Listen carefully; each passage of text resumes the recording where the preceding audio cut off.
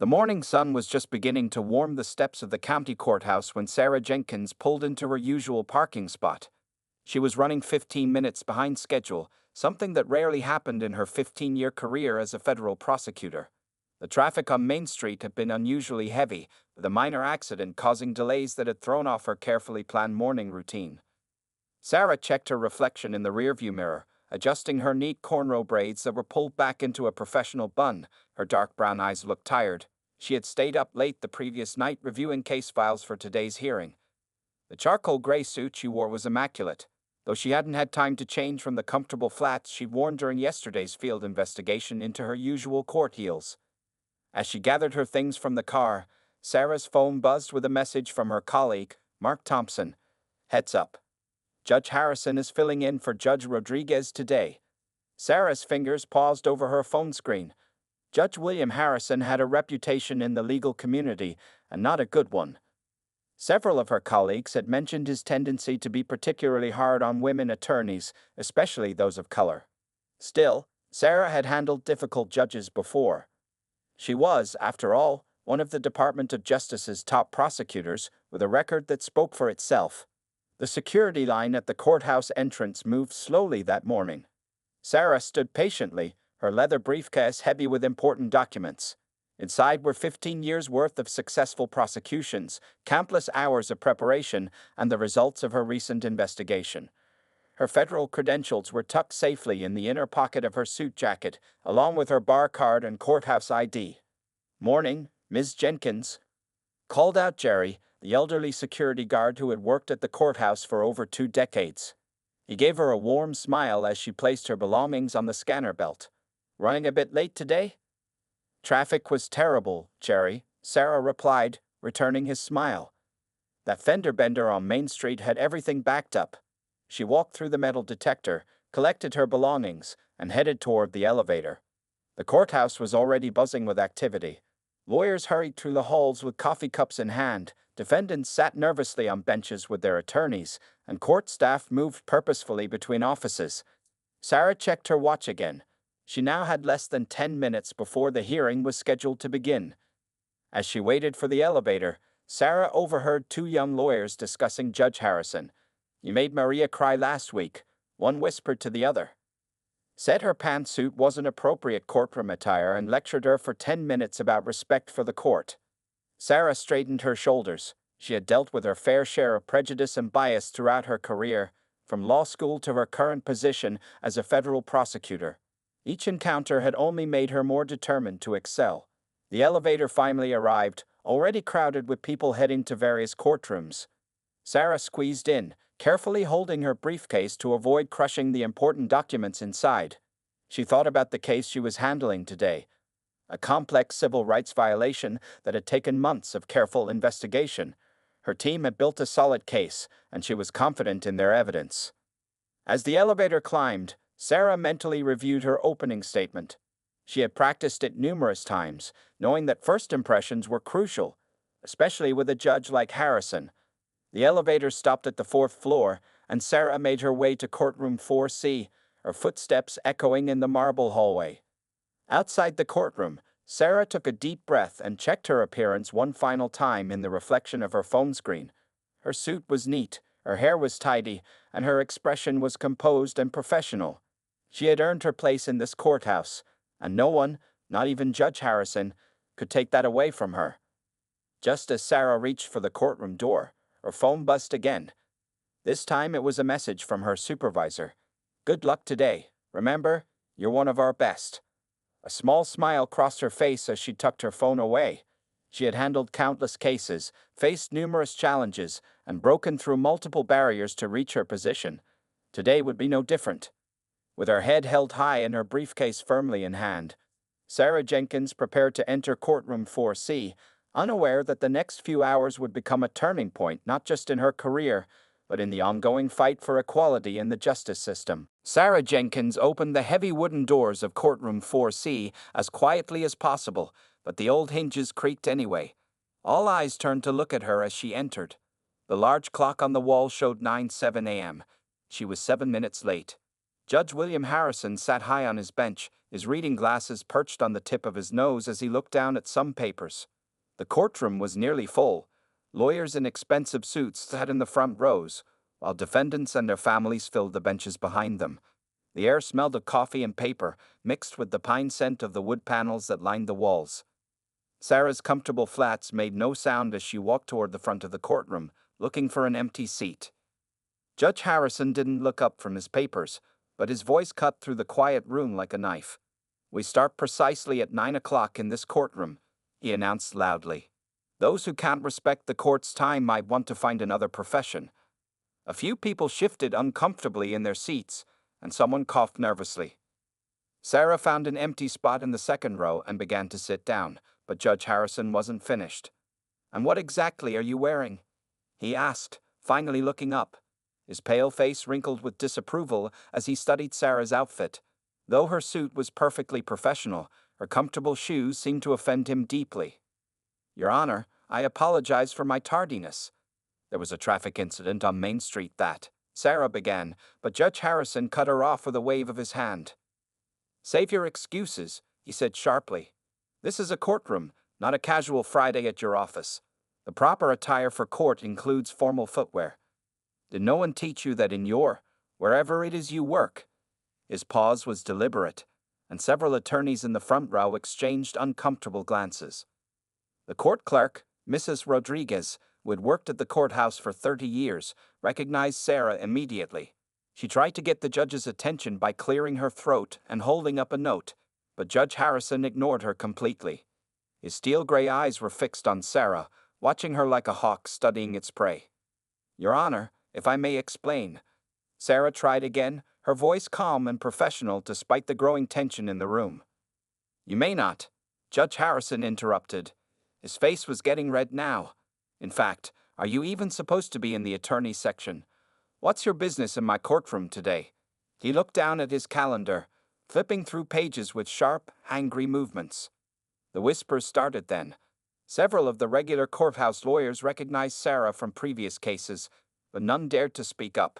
They had all seen Judge Harrison's temper before, and no one wanted to become his next target. A young public defender 2 rows behind Sarah was frantically typing on his phone, probably warning other lawyers about what was happening. Sarah stood perfectly still, her back straight and her head high. She had faced discrimination before, but this was different. This was happening in front of a packed courtroom, in a place where justice was supposed to be blind. Her hands gripped her briefcase tightly, but her face remained calm and professional. "I don't see any cases assigned to her." Judge Harrison squinted at Sarah, waiting for her to fill in her name. His tone suggested he didn't really care what it was. The temperature in the courtroom seemed to drop several degrees. Mrs. Rodriguez was now standing up, desperately trying to get the judge's attention. She knew exactly who Sarah was and what was about to happen. But Judge Harrison was too focused on his target to notice anything else. "Since you seem confused about proper courtroom procedure," Judge Harrison continued, his voice dripping with condescension, "let me make this simple. The defendant's seating area is in the back of the courtroom, unless you're an attorney, which, given your apparent unfamiliarity with basic courtroom protocol, I highly doubt. That's where you belong." A collective gasp went through the courtroom. Even the bailiff looked uncomfortable now. Sarah's fingers touched the federal credentials in her jacket pocket, and a small, knowing smile appeared on her face. Judge Harrison had no idea what was coming next, but everyone who recognized Sarah did. They sat forward in their seats, waiting for the moment when everything would change. The clock on the wall ticked loudly in the silence, marking the seconds before Sarah would reveal exactly who she was, and Judge William Harrison would learn the biggest lesson of his career. The tension in courtroom 4C grew thicker with each passing second. Sarah Jenkins stood calmly at the attorney's table, her briefcase still held firmly in her right hand. The morning sunlight streaming through the tall windows cast long shadows across the floor, and the old ceiling fan spun slowly overhead, doing little to cool the increasingly uncomfortable atmosphere. "Your Honor," Sarah began again, her voice clear and steady, "if you would allow me to introduce myself." Judge Harrison's fist came down hard on his wooden bench, making several people jump in their seats. "I've had quite enough of your disruptions," he snapped. His face was now an angry shade of red that spread up to his receding hairline. In my 30 years on this bench, I have never seen such disrespect for court procedures. Sarah remained perfectly still, her expression neutral. She had dealt with difficult situations before, but this was quickly becoming one for the record books. Around her, other attorneys were starting to whisper among themselves. Some were pulling out their phones, recording the scene despite the courthouse rules against it. "I don't know what kind of establishments you're used to," Judge Harrison continued, his voice dripping with disdain, "but this is a court of law. We have standards here." He emphasized the word standards while looking pointedly at Sarah's entire appearance, from her cornrow braids to her practical shoes. Mrs. Rodriguez, the court clerk, was now frantically waving a piece of paper in the air. "Your Honor, if I may," she started, but Judge Harrison silenced her with a sharp look. "Not now, Mrs. Rodriguez," he barked. "I'm dealing with a situation here." He turned his attention back to Sarah, his steel-gray eyes narrowing. "Young lady, I'm going to give you one last chance to move to the defendant's area where you belong, or I will have the bailiff escort you there." The bailiff, Officer Thompson, shifted uncomfortably on his feet. He had seen Sarah in the courthouse many times before and knew exactly who she was. His hand rested nervously on his belt as he looked between the judge and Sarah, clearly hoping he wouldn't have to get involved. A young attorney in the front row, Mark Stevens, finally gathered enough courage to stand up. "Your Honor, if I may, that's Federal Prosecutor," he began, but Judge Harrison's thunderous voice cut him off. "Sit down, Mr. Stevens," the judge ordered. "Unless you want to be held in contempt of court." Mark slowly sank back into his seat, shooting Sarah an apologetic look. Sarah took a deep breath. Her fingers touched the credentials in her pocket again, but she waited. Every eye in the courtroom was now fixed on her. The morning calendar of cases was completely forgotten as the drama unfolded. "Perhaps," Judge Harrison said, his voice now dripping with fake patience, as if speaking to a child, "you don't understand the significance of where you're standing. That space is reserved for licensed attorneys who have earned the right to practice law. It's not for—" He paused, looking her up and down again, "whatever it is you do." The racial undertones in his words were impossible to miss. Several people in the gallery shook their heads in disbelief. A court reporter in the corner typed furiously, documenting every word of the exchange. Sarah's hand tightened slightly on her briefcase handle, but her voice remained steady. "Your Honor, if you would just allow me one moment to—" "Bailiff," Judge Harrison bellowed, his patience apparently at an end. "Please escort this woman to the proper seating area. And someone get me the morning calendar. We've wasted enough time on this disruption." Officer Thompson took one reluctant step forward, then stopped. He looked at Sarah apologetically, sweat visible on his forehead. The entire courtroom seemed to hold its breath. Sarah straightened her shoulders and reached into her jacket pocket. The morning sun caught the gold Department of Justice pin on her lapel, making it shine brightly. The moment had finally come to end this farce, and despite the humiliation she had just endured, a small part of her looked forward to what would happen next. Judge Harrison leaned forward on his bench, his face a mask of authority and prejudice, completely unaware that he was about to learn the most important lesson of his judicial career. The clock on the wall struck 9:15 a.m., marking the moment when everything was about to change. The next few moments in courtroom 4C seemed to move in slow motion. Officer Thompson, the bailiff, took another hesitant step toward Sarah Jenkins, his face showing how much he didn't want to follow Judge Harrison's order. The morning sun continued to stream through the tall windows, casting long shadows across the tense scene. "I'm sorry, ma'am," Officer Thompson said quietly, his voice barely above a whisper, "but I have to ask you to move." His eyes met Sarah's, silently begging her to reveal her identity and end this situation. Judge Harrison's voice boomed from the bench again. "Since you seem to have trouble following simple instructions, let me make this absolutely clear." He adjusted his reading glasses and leaned forward, his knuckles white as they gripped the edge of his bench. "This is a federal courthouse, not a public park. We have rules, procedures, and a certain level of—" He paused, looking at Sarah with obvious disdain, "professional standards that must be maintained."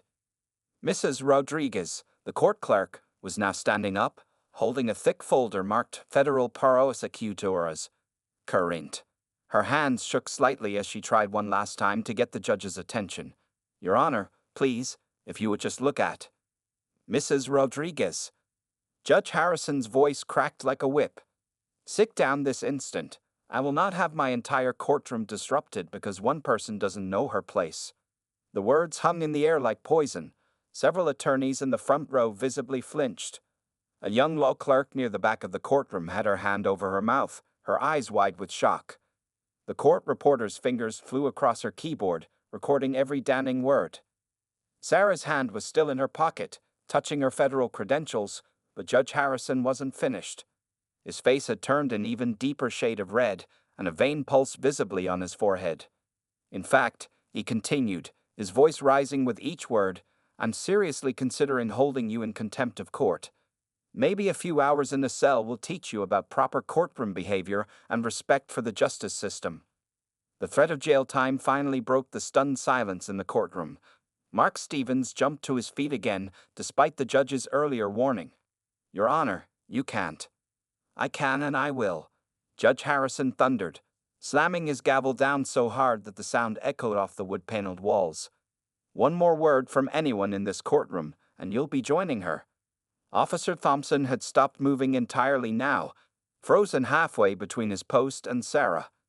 Sweat ran down his face as he looked helplessly between the judge and the federal prosecutor he knew he shouldn't touch. Sarah took a slow, deliberate breath. Her dark brown eyes met Judge Harrison's angry glare without flinching. The room was so quiet now that everyone could hear the tick of the large clock on the wall, counting down the seconds to what was about to happen. "This is your last warning," Judge Harrison said, his voice dropping to a dangerous whisper. "Either move to the defendant's area willingly or be escorted there in handcuffs. The choice is yours." Mrs. Rodriguez had tears in her eyes now, watching the scene unfold. She knew, like many others in the room, exactly who Sarah was. She had seen her handle dozens of major federal cases, always with perfect professionalism and skill. The folder in her hands contained proof of Sarah's identity and authority, but Judge Harrison refused to even look at it. Sarah finally moved, but not toward the defendant's area. Instead, she took one step closer to the bench, her movements calm and controlled. Her hand emerged from her pocket, holding something that caught the morning sunlight. Judge Harrison's face twisted with anger at this apparent defiance. "Bailiff, arrest her for contempt right now," he shouted, his voice echoing off the high ceiling. The next few seconds would be remembered by everyone in courtroom 4C for years to come. As Officer Thompson reluctantly reached for his handcuffs, Sarah Jenkins finally held up her federal credentials for all to see. The gold badge and Department of Justice ID card gleamed in the sunlight, and the silence in the courtroom grew even deeper. Judge William Harrison was about to learn exactly who he had been threatening with jail time, and his world was about to turn upside down. Time seemed to stand still in courtroom 4C as Sarah Jenkins held up her federal credentials. The gold badge caught the morning sunlight, sending bright reflections dancing across the wood-paneled walls. Officer Thompson immediately stepped back, his hands dropping away from his handcuffs. "Your Honor." Sarah's voice rang out clear and strong in the silent courtroom. "I am Federal Prosecutor Sarah Jenkins, lead attorney for the Department of Justice's Civil Rights Division. I've been practicing law for 15 years and have argued over 200 cases in federal courts across this country." The color drained from Judge Harrison's face so quickly that it was as if someone had pulled a plug. His mouth opened and closed several times, but no words came out. The reading glasses he had been using to look down on Sarah slipped from his nose and dangled from their chain. "My credentials," Sarah continued, her voice steady and professional, "include degrees from Harvard Law School, where I graduated at the top of my class, and a perfect record in federal prosecutions over the past decade." She placed her Department of Justice ID card on the attorney's table where everyone could see it. Mrs. Rodriguez, the court clerk, finally let out a loud sigh of relief. "That's what I've been trying to tell you, Your Honor," she said, her voice shaking slightly. "Miss Jenkins is our lead prosecutor for today's civil rights hearing." The whispers that had been building in the courtroom suddenly erupted into a wave of murmurs. Several attorneys in the front row were trying to hide their smiles. The young law clerk in the back wasn't even trying to hide her grin as she furiously typed on her phone, probably sharing the story with other courthouse staff. Judge Harrison's face, which had been pale white just moments ago, now began to turn an interesting shade of gray. He gripped his bench so hard that his knuckles turned white and sweat appeared on his forehead. That is, he stammered, his earlier confidence completely gone. There must be some mistake in the calendar. He shuffled through his papers frantically, dropping several onto the floor behind his bench. Sarah opened her briefcase and pulled out a thick file. There's no mistake, Your Honor. I'm here for case number 2025 CV 789, United States Department of Justice versus Hamilton County Court System. She paused, letting the irony of the situation sink in. It's a civil rights investigation into systematic discrimination in our judicial system. The courtroom erupted again, this time with some people actually gasping out loud. A few attorneys in the gallery had their hands over their mouths, trying to contain their reactions. The court reporter's fingers flew across her keyboard, capturing every word of this historic moment. I would like the record to reflect, Sarah continued, her voice remaining professional despite the chaos around her, the events that have transpired in this courtroom over the past 20 minutes, including Your Honor's assumptions about my professional status, the threats of arrest, and she paused briefly, interesting comments about knowing one's place. Judge Harrison's face had now lost all color completely. He looked like he might faint right there on the bench. Mrs. Rodriguez quickly poured a glass of water and brought it to him, but his hands were shaking too much to hold it. Ms. Jenkins, he finally managed to say, his voice barely above a whisper. That is, there has been a serious misunderstanding. Yes, Your Honor, Sarah replied calmly, there certainly has been. She straightened her suit jacket and looked directly at him. Now, shall we proceed with today's hearing? I believe we've already established that I am, in fact, qualified to stand in the attorney's section. The silence that followed was deafening. Everyone in the courtroom watched as Judge Harrison seemed to shrink in his chair, the full weight of his actions finally hitting him. The morning sun continued to shine through the windows, illuminating Sarah as she stood tall and dignified, every inch the federal prosecutor she had always been. The clock on the wall showed 9:30 a.m. In just 30 minutes, Judge William Harrison had managed to destroy his reputation and provide perfect evidence for the very case Sarah was there to prosecute. And this was only the beginning. The next few minutes in courtroom 4C were painfully awkward. Judge Harrison kept wiping his forehead with a white handkerchief while trying to regain his composure. Every few seconds, he would glance at Sarah Jenkins, then quickly look away, like someone who had stared directly at the sun. Perhaps, Sarah said, breaking the uncomfortable silence, we should take a 15-minute recess. Her voice was kind, showing more mercy than many thought Judge Harrison deserved. It would give everyone a chance to collect themselves before we begin the actual hearing. Judge Harrison nodded quickly, clearly grateful for the suggestion. Yes, of course, he mumbled, reaching for his gavel with trembling hands. This court will take a 15-minute recess. The sound of the gavel was much softer now, nothing like the angry banging from earlier. As people began to stand and move around, Sarah remained at the attorney's table, organizing her files with calm efficiency. Several lawyers rushed over to her, offering words of support and admiration. That was incredible, Ms. Jenkins, whispered Maria Rodriguez, a young public defender who had faced similar treatment from Judge Harrison the week before. Her eyes were bright with unshed tears. Thank you for standing up to him. Officer Thompson, the bailiff, approached Sarah with a deeply apologetic look on his face. Ms. Jenkins, I am so sorry about earlier. I knew who you were. I should have said something. Sarah gave him a gentle smile. You were doing your job, Officer Thompson. No apologies necessary. She arranged her papers neatly on the table, each movement precise and professional. Meanwhile, Judge Harrison had practically fled from his bench to his chambers, nearly tripping over his robes in his hurry to escape. Through the partially open door, people could see him pacing back and forth, talking frantically on his phone. Mrs. Rodriguez, the court clerk, walked over to Sarah with a cup of coffee. I made it just how you like it. 1 sugar, splash of cream, she said, placing it on the table. I tried so hard to tell him who you were. I know you did, Sarah replied, accepting the coffee with a grateful nod. And it's all on record now, thanks to our excellent court reporter. She glanced at the court reporter, who gave her a thumbs up from behind her stenography machine.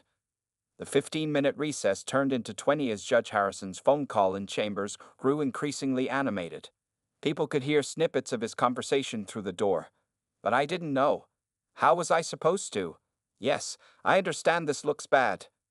Sarah used this time to send a quick message to her supervisor at the Department of Justice, updating them on the morning's events. Her phone immediately lit up with responses from her colleagues, many of whom could hardly believe what had happened. Finally, Judge Harrison emerged from his chambers. His face was still pale, but he had managed to stop sweating. He walked slowly back to his bench, each step seeming to cost him great effort. The courtroom fell silent again as he sat down. Before we proceed with today's calendar, he began, his voice barely steady, I would like to offer my most sincere apologies to Federal Prosecutor Jenkins. He paused, swallowing hard. My behavior was completely unacceptable and beneath the dignity of this court. Sarah nodded graciously but didn't say anything. She didn't need to. The morning's events had said everything necessary. Furthermore, Judge Harrison continued, now reading from a hastily written note, I will be reporting my own conduct to the Judicial Review Board and requesting an immediate investigation into my actions. The attorneys in the gallery exchanged surprised looks. Everyone knew that judges rarely reported themselves to the review board. Judge Harrison must have received some very direct advice during his phone call. Now, he said, trying to sound normal but failing completely, shall we proceed with the case at hand? His voice cracked slightly as he looked at the title of the case again. United States Department of Justice versus Hamilton County Court System. Sarah stood up, smooth and professional. Yes, Your Honor, she said clearly, and I believe this morning's events will make an excellent addition to our evidence. She opened her briefcase and pulled out her carefully prepared arguments, ready to proceed with the case that had just become much stronger. The clock on the wall now showed 10:00 a.m. The real work was about to begin. News of what happened in courtroom 4C spread through the courthouse like wildfire. By lunchtime, every judge, lawyer, and courthouse employee had heard about how Judge Harrison had tried to have a federal prosecutor arrested. The story grew bigger with each passing hour. Sarah Jenkins sat in her office at the Department of Justice building, reading through the dozens of emails that had flooded her inbox. Her phone hadn't stopped buzzing since the morning's events. Many of the messages were from other lawyers, especially women of color, sharing their own stories of discrimination in the courtroom. Ms. Jenkins? Her assistant Michael knocked on her door. There are some reporters in the lobby asking for comments about what happened this morning. He paused, then added, and the chief judge of the district court is on line 1. Sarah took a sip of her afternoon coffee and straightened her suit jacket. Tell the reporters I have no comment at this time, she said calmly. This is an ongoing investigation, and I'll take the chief judge's call now. As Sarah picked up the phone, more stories about Judge Harrison began pouring in. Maria Rodriguez, the young public defender who had been humiliated the week before, had filed a formal complaint. 3 other female attorneys came forward with similar experiences. The courthouse staff started sharing their own observations of the judge's behavior over the years. Mrs. Rodriguez, the court clerk, submitted 15 pages of detailed notes she had kept about Judge Harrison's discriminatory comments. She had been documenting everything for the past 5 years, waiting for someone brave enough to take action. By mid-afternoon, the story had reached the local news. Reporters gathered outside the courthouse, their cameras focused on the grand stone steps where Sarah had walked up that morning. The headline on the local news website read, Federal Judge Faces Investigation After Attempting to Arrest DOJ Prosecutor. In the courthouse cafeteria, people couldn't talk about anything else. Did you hear what he said to her? One clerk whispered to another. He actually tried to have her arrested. I heard she stayed completely calm the whole time, someone else added. Total professional. Officer Thompson, the bailiff, had given a statement to the Judicial Review Board. He described how uncomfortable he had felt being ordered to arrest someone he knew was a federal prosecutor. His statement included every discriminatory comment Judge Harrison had made that morning. The court reporter finished typing up the official transcript by 4:00 p.m. Within an hour, copies had somehow found their way to every law firm in the city. Young law students at the local university were already using it in their civil rights class discussions. Judge Harrison hadn't left his chambers all day. People who walked past his office could hear him on the phone, having one tense conversation after another. His secretary packed up her things early, telling anyone who would listen that she had seen enough and was updating her resume.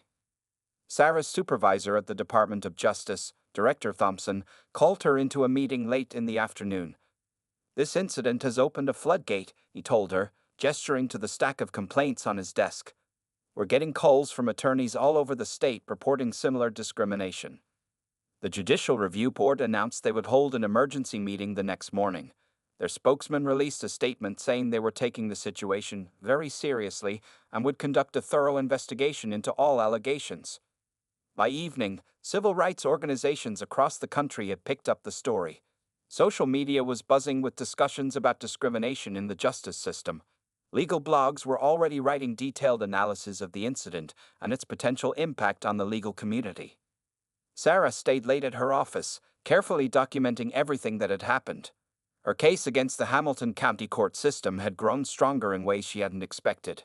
What Judge Harrison had done that morning had proved her point better than months of investigation could have. As she finished writing her report, Sarah received one last email. It was from a young black woman in law school. "Thank you for standing your ground today. You showed us that we belong in those courtrooms, too. You showed us how to face discrimination with dignity and strength." The sun was setting over the city as Sarah finally packed up her things to go home. Tomorrow would bring more challenges, more stories, and more chances for change. But for now, she had helped crack open a door that had been closed for far too long. 3 months had passed since that memorable morning in courtroom 4C. The large conference room at the State Judicial Center was packed with people, all waiting for the final hearing of Judge William Harrison's disciplinary review. Sarah Jenkins sat in the front row, her posture perfect as always, wearing the same kind of professional suit she had worn that day. The changes that had swept through the court system in these 3 months were remarkable.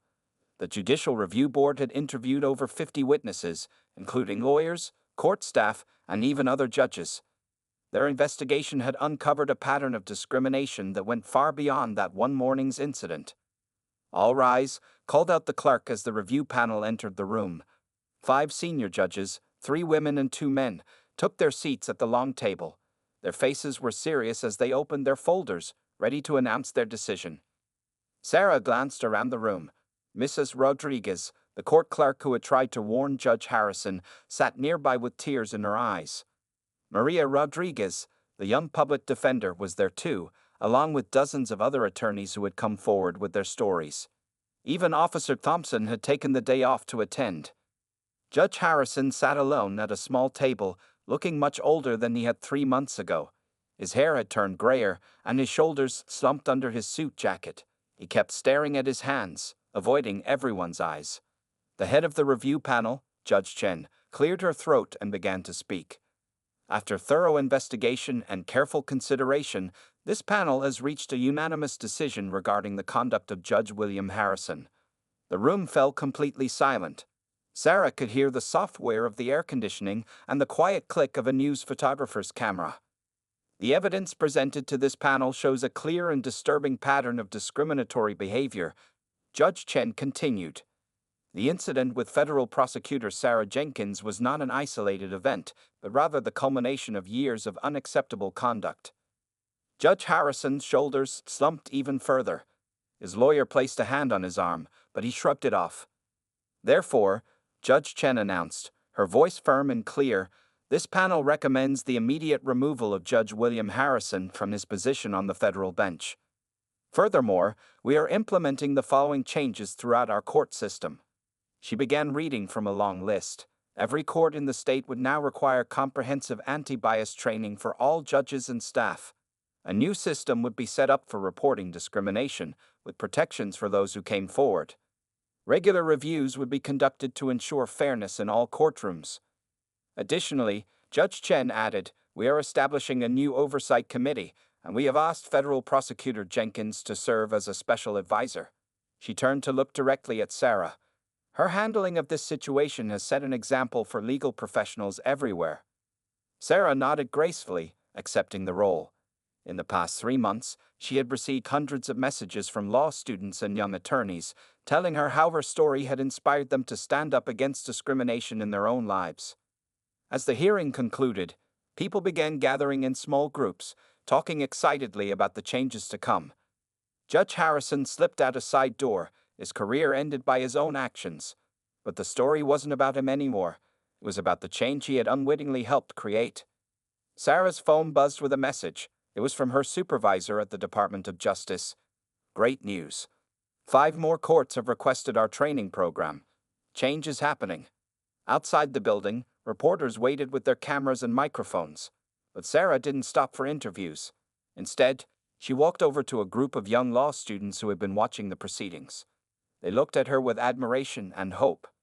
Remember, she told them, her voice gentle but strong, the law belongs to all of us. Never let anyone make you feel like you don't belong in a courtroom. The afternoon sun shone down on the courthouse steps, the same steps she had climbed that morning 3 months ago. But the building behind her was different now. Its doors were open wider, its halls more welcoming to everyone who sought justice within its walls. Sarah Jenkins straightened her suit jacket one last time and headed back to her office. There was still work to be done, more barriers to break, more changes to make. But today, they had taken a big step forward, and she was ready for whatever came next.